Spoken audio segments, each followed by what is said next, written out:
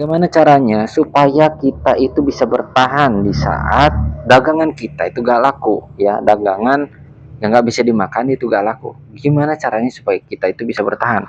Oke, jadi saya akan sampaikan. Jadi kalau kita itu menjalani sebuah hidup, ya, menjalani sebuah hidup itu harus punya jalan. Nah, dalam Islam itu ada jalannya. Jalannya itu adalah Al-Quran. Maka dari itu bagaimana caranya supaya kita itu bisa bertahan saat kita itu usaha dan kemudian usahanya itu gak laku. Misalkan kita taruhlah menjahit sebuah baju ataupun menjual pakaian. Kemudian pakaian itu gak laku, baju gak laku, ya kan? Gimana caranya? Kita makan, sedangkan jasa kita ataupun produk kita itu gak laku, ya. Gimana caranya saya bisa makan? Itu kan keuntungannya dari situ, ya. Penghasilan saya dari situ. Oke. Saya pernah dengar satu cerita, ya. Ini dari cerita dulu kita, ya kan. Satu cerita ada orang yang jual pakaian. Kemudian setelah menjual pakaian itu gak laku, ya. Pakaiannya gak laku. Ya susah lakunya, ya, Pak. Jadi makan itu nunggu laku dulu pakaiannya. Tapi apa yang terjadi? Ya laku, akhirnya lama-lama laku, dan sekarang bahkan sudah banyak perusahaannya di mana-mana, ya kan. Pokoknya sudah besar, ya. Nggak tahu perusahaannya banyak atau enggak, tetapi udah besar lah, penghasilannya udah miliaran gitu kan. Nah kemudian, ya kan, kalau umpamanya kita itu lihat dalam segi aturan agama Islam khususnya sekarang saya bahas, itu Allah SWT itu menciptakan kita itu dengan rezekinya. Allah SWT tidak menuntut kita untuk berikhtiar satu profesi apapun itu, ya kan. Tetapi Allah SWT menuntut kita untuk apa? Untuk bertakwa dan istiqomalah di situ. Ya kan, kita bertakwa itu adalah kita menyembah Allah SWT, mendekatkan diri kepada Allah SWT, menjauhi larangan Allah SWT dan melakukan perintah Allah SWT. Begitu, kita itu hanya, kalau dalam muamalah itu, ya kan, mencari nafkah itu hanyalah ikhtiar saja. Pembuktian kita bahwa kita itu ikhtiar. Gak disebutkan kita harus menjahit, kita harus apa namanya buka gorengan segala macam, gak disebutkan. Yang terpenting itu ikhtiarnya. Dan kemudian kalau mau menurut ya hukum yang berlaku kebiasaan, kalau momennya kita itu mau buka usaha, kemudian kita konsisten, kita istiqomah, kita upgrade terus kemampuan kita dalam satu bidang ini, maka itu akan menjadi luar biasa. Dan kalau momennya kita itu dalam perjalanan itu menemukan sesuatu hal yang tidak kita inginkan, misalkan kita kekurangan makanan, misalkan kita gak bisa makan dan seterusnya, gara-gara kita memperjuangkan apa yang kita inginkan, apa yang kita harapkan, yakni misalkan dalam jahit ini produk yang berkualitas, kita mengorbankan makan kita demi satu produk yang berkualitas, ya seperti itu. Sehingga hari-hari kita itu kekurangan makanan. Itu bagaimana caranya supaya kita bisa tetap terkendali dalam kondisi tersebut, ya. Kita ingat Allah SWT banyak-banyak. Allah SWT yang memberikan rezeki, ya. Kita nggak pedulilah apa pekerjaan kita, yang penting kita itu ikhtiar. Oh saya yang penting ikhtiar, ya kan.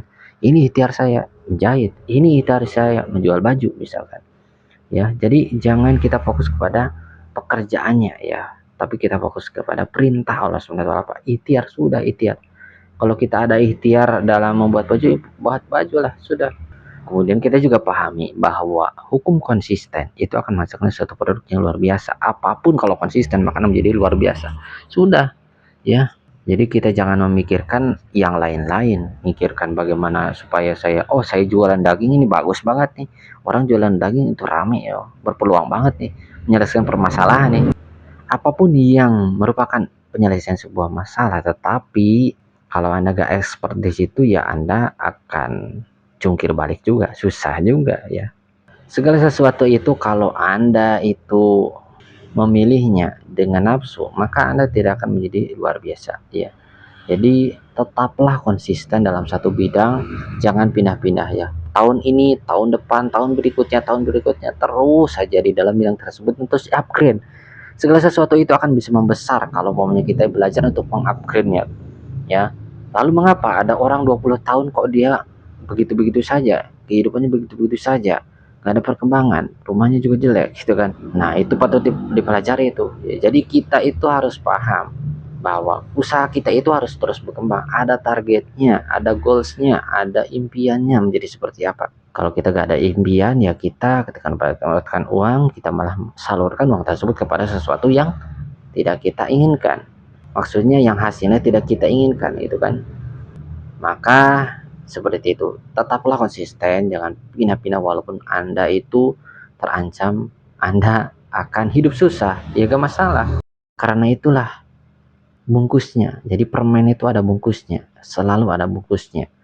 Selalu harus diterima ada bungkusnya. Jadi yang mau kenikmatan itu harus dibungkus dengan kesusahan. Kalau kita gak mau susah, maka kita gak bakalan nikmat. Oke, selamat berjuang. Jangan pedulikan semua perkataan orang lain, semua anggapan orang lain, cibiran orang lain, rendahan orang lain. Orang-orang yang merendahkan diri kamu suatu saat nanti akan memuliakanmu. Iya, kamu sekarang dihinakan terus bertahun-tahun, bahkan 20 tahun kamu itu merasa hina.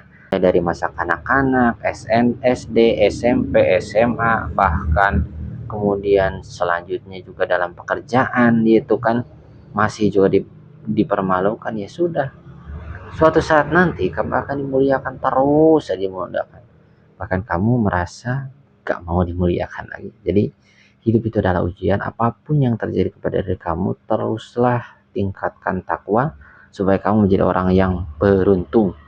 Kemudian dalam hukum bisnis kita itu harus konsisten apapun yang terjadi. Konsistenlah dan terus upgrade.